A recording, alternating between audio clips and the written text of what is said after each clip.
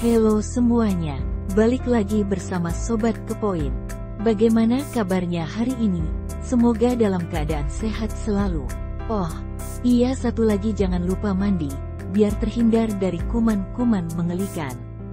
Baik, pada kesempatan kali ini, Sobat Kepoin akan membahas 5 tempat paling misterius di bumi yang disebut Al-Quran dan Hadis. Bumi ini terdiri dari daratan dan lautan yang terbentang sangat luas.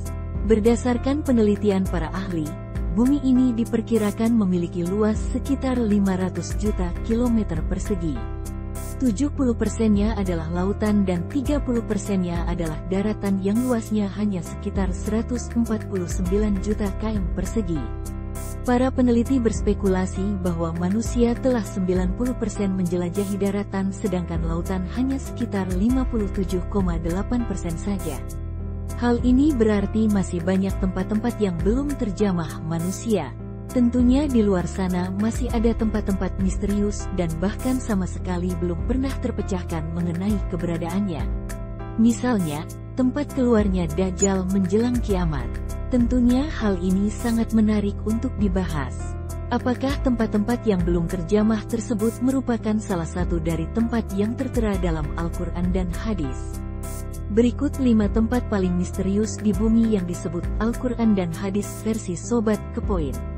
Nomor 1. Tempat persembunyian Dajjal. Dalam Al-Quran dan Hadis disebutkan bahwa munculnya Dajjal merupakan salah satu dari tanda-tanda datangnya kiamat kubra, besar. Dunia diambang kehancuran yang besar jika Dajjal telah muncul. Dajjal dipenjara oleh Allah SWT di suatu tempat misterius dan dijaga oleh seekor hewan yang bisa berbicara yang bernama Al-Jassasah. Namun, perihal lokasi tepatnya Nabi Muhammad SAW tidak menjelaskan secara rinci. Hanya saja Rasulullah SAW menunjukkan arah tempat Dajjal keluar, yaitu dari perkampungan Yahudi Asbahan dan bersamanya ada 70.000 orang Yahudi. Hadits yang diriwayatkan Anasra, Dajjal akan keluar dari bumi di arah timur yang dinamakan dengan Khurasan. Artinya secara pasti diketahui bahwasanya tempat munculnya Dajjal adalah dari sebelah timur dan tak jauh dari daerah yang bernama Khurasan. Khurasan sendiri, sejak abad ketiga Masehi itu adalah suatu wilayah yang luas meliputi Iran, Afghanistan, Tajikistan, Turkmenistan, Kazakhstan, dan Uzbekistan.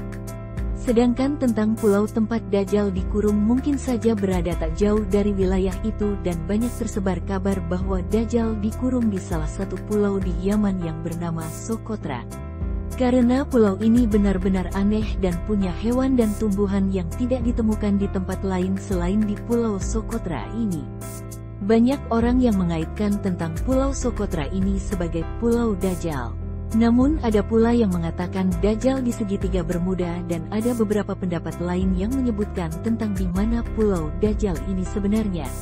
Nomor 2. Telaga Ainul Hayat. Ainul Hayat merupakan sebuah telaga atau sebuah tempat yang memiliki mata air yang kalau airnya diminum maka orang itu tidak akan mati sampai hari kiamat kecuali dia memohon kepada Allah SWT untuk dimatikan.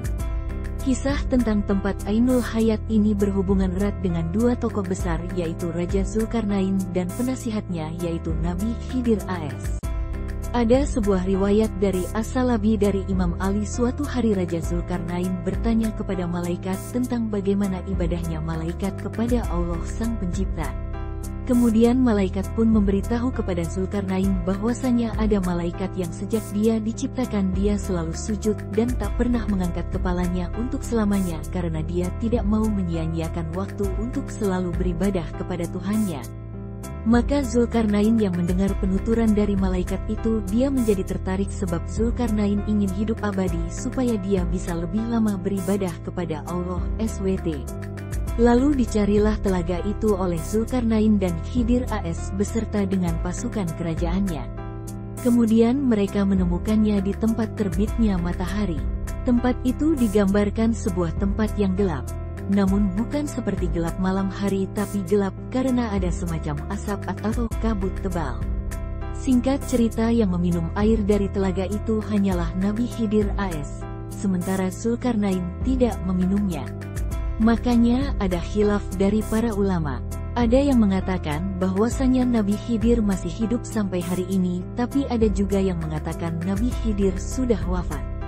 Kemudian pada abad ke-14 ada seorang penjelajah yang bernama Juan Ponce de Leon yang diutus oleh seorang raja yang bernama Raja Ferdinand, ditugaskan dalam memimpin ekspedisi pencarian mata air keabadian atau dalam Islamnya disebut dengan Ainul Hayat.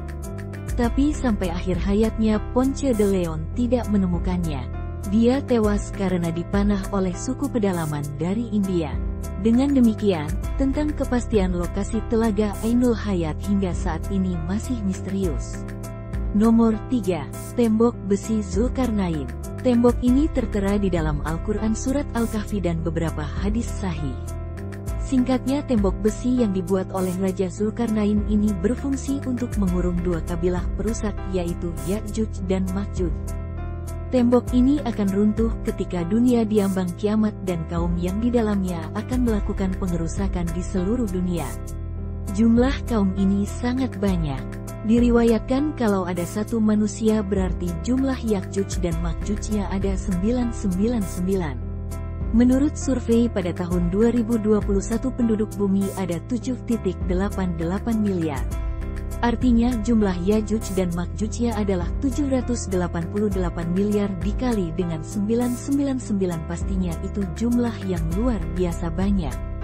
Tidak dapat dibayangkan kalau mereka semua keluar, pasti bumi ini akan padat dan berdesak-desakan. Logikanya, tempat Ya'juj dan Ma'juj itu harus luas sekali untuk menampung jumlahnya yang sangat banyak. Mustahil tempatnya hanya berada di sebuah pulau. Minimal dibutuhkan sebuah benua yang sangat luas, dan jawaban yang paling masuk akal adalah tembok Zulkarnain bisa saja ada di dimensi lain atau memang sengaja Allah SWT menutupi atau dibedakan dengan dunia manusia. Nomor 4. Gunung Qaf. Gunung ini pernah disabdakan Nabi SAW ketika sahabat beliau yang bernama Abdullah ibn Salam tengah bertanya kepada Nabi SAW, "Ya Rasulullah, dengan apa bumi ini bisa tenang?" Nabi SAW bersabda, "Dengan beberapa gunung." Kemudian Abdullah ibn Salam melanjutkan bertanya, "Lalu dengan apa gunung-gunung itu dikokohkan?" Nabi SAW bersabda, "Dengan gunung Qaf yang terbuat dari batu zamrud hijau dan birunya langit." Para ahli tafsir mengatakan, Gunung Qaf merupakan induk semua gunung yang ada di dunia ini. Ada beberapa pendapat mengenai keberadaan Gunung Qaf ini. Raja Zulkarnain pernah naik ke gunung ini. Mengenai letaknya, ada di antara Yordania dan Arab Saudi. Namun ada juga pendapat lain mengatakan letaknya ada di daerah Yaman. Selain itu, ada yang menyebut Gunung Qaf berada di suatu daerah sebelum Persia dekat tembok Ya'juj dan Ma'juj. Gunung Qaf dihuni oleh wali Allah yang berjumlah 70 orang karena menjauhkan diri dari duniawi.